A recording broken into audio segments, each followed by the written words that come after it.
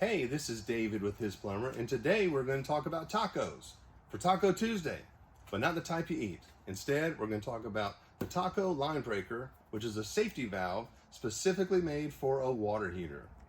All right, now I'm going to show you some of the features that the taco line breaker has.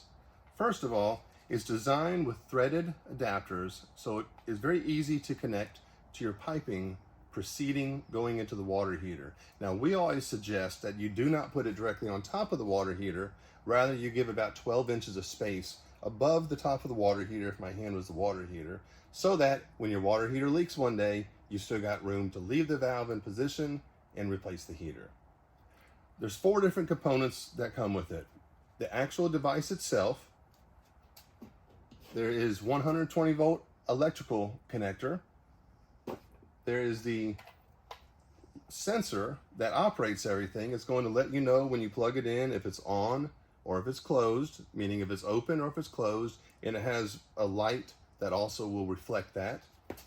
And then last, but probably most importantly, is the sensor.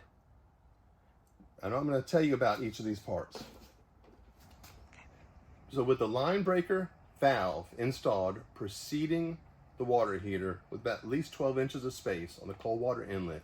After that's installed, you will then take the wire connector that it comes with. You will connect it into the bottom of this control module. Now, this also has a battery backup. It takes 4 AA batteries. We always suggest putting in batteries because there's going to be times where the power could go out. At least you'll still have the safety. So when this is plugged into this device and you have the batteries, there's one last component that needs to be installed.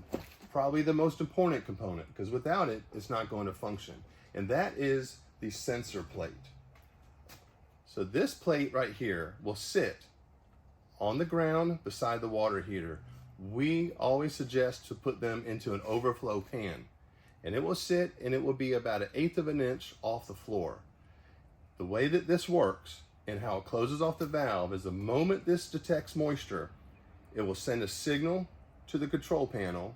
The control panel will then send an electronic signal to the valve and it will automatically close the valve at that moment. Now with this device with power, you also can hit the close button and you can test it. But this sensor plate will activate just simply by the sweat on one's palm. It is that sensitive and it can be reused. So if it gets used after you put the heater in and as 10 years go by, it's all right. You can still reuse it again. So some of the applications that you would want to put this in. If a water heater is in an attic, very critical to put this in. We see flooded houses regular because a water heater leaks in the attic, nobody, out of sight, out of mind, nobody knows about it until it's coming through the ceiling.